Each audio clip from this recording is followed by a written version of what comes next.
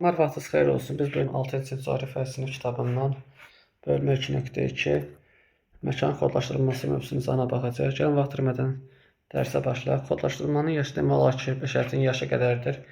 Ən qədim dövrlərdə insanlar bir-birinə xəbər ötürmək üçün istifadə etdikləri işarələr, damğalar kodlaşdırmanın ilk elementləridir. Dedi ki, kodlaşdırma nə vaxtdan yaranıb? Yəni insan yarandığı dövrdən ünsiyyət qurmağa çalışıb. Bu nəticəsində kodlaşdırma meydana gəlmişdir. Dedik ki, kodlaşdırmanın yaşı bəşəriyyətin tarixi qədərdir. Ən qədim dövrlərdən belə insanlar bir-birlərinə xəbər ötürmək üçün nə edilər? İşarələrdən və damğalardan, kodlaşdırma elementlərindən istifadə edilirdi. Damğalar ilk elementlərdən biri sayılır. Daha sonra mətnə davam edək. Rəqəmlər, yol nişanları, bürclərin işarələri, hərflər, musiqi notaları və kodlaşdırılmış məlumatlarda kodlaşdırılmaq üçün qəbul olunan işarələr beynəlxalq təşkilatlar tərəfindən təsdiq olunur və dünya ölkələri tərəfindən tətbiq edilir. Dedik ki, bugünkü günümüzdə istifadə etdiyimiz rəqəmlər, daha sonra yol nişanları, bürclər, sonra hərflər, sonra musiqi notaları müasir kodlaşdırılmış işarələrdir. Yəni bunlar nəticəsində biz uzaq ərazilərə məlumat ötürə bilir və ətrafdakı uzun məlumatları daha yığcam şəkildə qavramamıza gətirib çıxardır və bu işarələri kim təşkil edir? Beynəlxalq təşkilatlar tərəfindən təsdiqlənir və dünyanın bir çox ölkələrində tətbiq edilir. Məsələn, biz bura musiqi notlarını deyə bilərik, əlifbanı deyə bilərik, yol nişanları və ədədləri deyə bilərik. İndi isə gəlin birinci tapşırığa baxaq. Kodlaşdırmanın əhəmiyyəti nədir? Biz kodlaşdırmanın əhəmiyyətini 3 variantda cavab verə bilərik. Gəlin birinci variantda, yəni kitabla geçsək, kodlaşdırmanın ən mühümündən biri bir-birlərinə xəbər ötürməkdir. Yəni kodlaşdırmanın sadə tərifi dedik ki, yəni insanların bir-birinə uzaq məsələ xəbər ötürməsidir. Yəni əsas əhəmiyyəti budur. Digər əhəmiyyəti isə dedik ki, uzun məlumatların həcmin azaldılması, daha uzaq ərazilərin məlumatlara ötürülməsi, məlumatların təhlükəsiz şəkildə kodlaşdırılması, həmçinin simvolik işarələr vasitəsilə gedəcəyimiz yerin daha təhlükəli olduğunu bilməyimizə gətirib çıxardır. Daha sonra ikiyə baxaq. Səslər, ədədlər, yol hərəkət qaydaları kodlaşdırılmasaydı nə baş verərdi? Səslər olmasaydı, yəni səslərin notalar kodlaşdırılmasaydı, yəni musiqi notalar kodlaşdırılmasaydı, bu günümüzdə müasir musiqi demək olar ki, olmazdır. Həmçinin ədədlər kodlaşdırılmasaydı, biz bugünkü gündə hesablamalar apara bilməzdik, ticarət olmazdı. Yəni bugünkü yaşadığımız iqtisadi fəaliyyət demək olar ki, durma nöqtəsinə gəlib çatardı və yol hərəkət qaydaları olmasaydı nə olardı? Təbii ki, yol qəzaları artardır. Daha sonra qanunsuzluqlar artardır ki, bu da cəmiyyət üçün çox təhlükəli olardı. Daha sonra üçüncü tapşırığa baxaq. A, B, C, D, E və F təsvirlərində əlavə kodlaşdırmaya daha hansı nümunələr göstərə bilərsiniz? Baxın, bu da A, məsələn, Qobustan qayüstü təsvirləri, B, tayfalar da aid damğalar. Sonra musiqi, burada yazmıyor. Olacaq C-də musiqi notaları, D-də olacaq əlifba, Y-də yol nişanları, F-də ədədlər olacaq. Yəni biz bura başqa nələr əlavə edə bilərik? Məsəl üçün, deyək ki, biz getdiyimiz parkı kodlaşdıra bilərik. Məsəl üçün, heroqlif yazılarını biz bura misal çəkə bilərik. Müasir günümüzdə yaranmış yeni texnologiyaları, yeni necə deyərlər, avadanlıqları biz kodlaşdıraraq daha yığcam şəkildə öyrənməyimizə gətirib çıxarda bilər. Bilirik ki, artıq yol nişanları durmadan artır və bu yeni nişanlanma sisteminə gətirib çıxardır. Bu nəticəsində də biz həm məlumatlar vasitəsilə bu nişanların hansı mənaya gəldiyini öyrənə bilirik. Daha sonra dördüncü tapşırığa baxaq. B şəklində istifadə olunan damğalar müasir dövrdə nə ilə əvəz olunmuşdur? B təsvirində damğalar əsasən tayfalara aiddir. Yəni tayfalar öz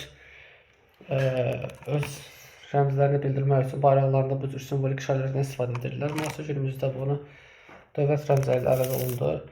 Bayraqlar və gevlər əvəz olundu. Məsələn, Azərbaycan bayrağında üç rəng və ay ulduz mövcuddur. Həmçinin də gerbimizdə də demişdik ki, üç rənglə yanaşı alov işarəsində biz orada görürük. Yəni bu da oldu bizim dövlətimizin rəmzi oldu. Yəni müasir damğalar dedik ki, dövlətlərin bugünkü günümüzdə dövlətlərin rəmzləri əvəz olunmuşdur. Daha sonra mətnə davam eləyək. Çox zaman məlumatlar şərti işarələrin kodlaşdırılaraq ötürülür. Məkanın görüntüləri müasir texnologiya vasitəsilə xüsusi peşələrlə çəkilir və qəbul edilən siqnallar kodlaşdırılır. Yer səthindən 20 km hündürlükdə hərəkət edən qlobal mövqe təyin etmə sistemləri peşələr məlumatları toplayaraq mobil telefonlara və kompüterlərə başqa rəqəmsal qurğulara ötürürlər. Dedik ki, peş vasitəsilə şəkillər çəkilir və bunlar müəyyən məlumatlar təhlil olunaraq bizim telefonlarımıza, yəni qəbul edicilərə ötürülür və biz bu nəticəsində bu GMS-lərdə, yəni qlobal mövqe təyin etmə sistemlərindən istifadə edə bilirik. Yəni burada göründüyü kimi, G şəklində göründüyü kimi adam taksi sifariş verir, taksinin peş vasitəsilə göndərdiyi xəritədən harda olduğunu izləyə bilir.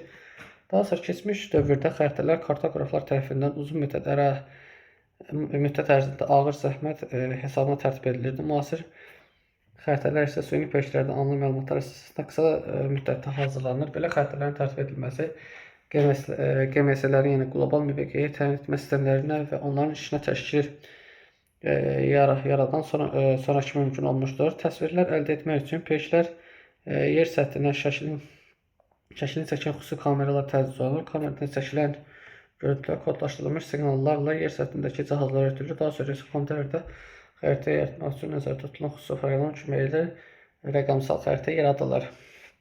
Dedik ki, əvvəllər keçmiş dövrdə insanlar necə gelir, ərazi tədqiq edirdilər, ərazidən marşrutlar, ekskursiyalar aparırlar. Həmçinin ərazinin sahəsini təyin etmək, onun uzunluğu, nə yerləşdiyini bilmək üçün çox ağır zəhmət tələb edən işlər görürlər. Bunun nəticəsində də həmin əraziləri xəritələrə köçürməyə çalışırlar. Bu da olduqca ağır və əziyyətli bir şeydir. Lakin müasir dövrümüzdə isə süni peşlərə qurlaşdıran kameralar vasitəsilə yer səthinə dedik ki, durmadan şəkillər göndərilir. Bu nəticəsində də biz həmin şəkillərdən istifadə edərək bugünkü müasir xəritələri yarada bilirik. Burada da X şəklində göründüyü kimi təyyarədən şəkillər çəkilir, yəni ərazinin şəkli çəkilir və xəritəyə köçürülür. Daha sonra baxaq, 5-ci tapşırığa baxaq. Mobil telefonunuzda yaxın dostunuza və qohumunuza zəng edib dəqiq yerinizi soruşsa, siz bu barədə məlumatı necə bildirərdiniz? Biz dəqiq məlumatımızı bildirmək üçün olduğumuz ərazinin mövqeyimiz həmin dəqiq olduğumuz ərazinin mövqeyini atardıq və həmin qəbul edicilərlə, yəni onların telefonları vasitəsilə bizim harda olduğumuzu görə bilərdilər. Yəni 5-ci cavab olacaq. 6-ya baxaq. G şəklindəki sərnişin taksi sifariş etməsi necə baş verir?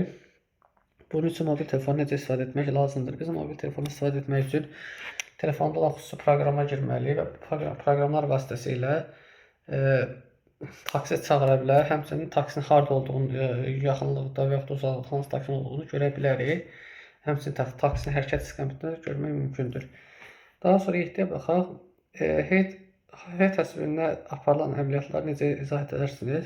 H təsvirində görürsünüz ki, təyyarə böyük bir ərazinin şəklini çəkir və bu nəticəsində xəritə üzərində daha böyük ərazidə, yəni kiçik bir ərazidə daha böyük bir ərazi təsvir etmək mümkündür və bu ərazi haqqında məlumat əldə etməyimiz daha müsəvvəl olur. Dərsimiz bu qədər. Videonu izlədiyiniz üçün təşəkkür edirəm. Kanala abunə olmağı unutmayın. Gələn videolarda görüşənədək hələlik.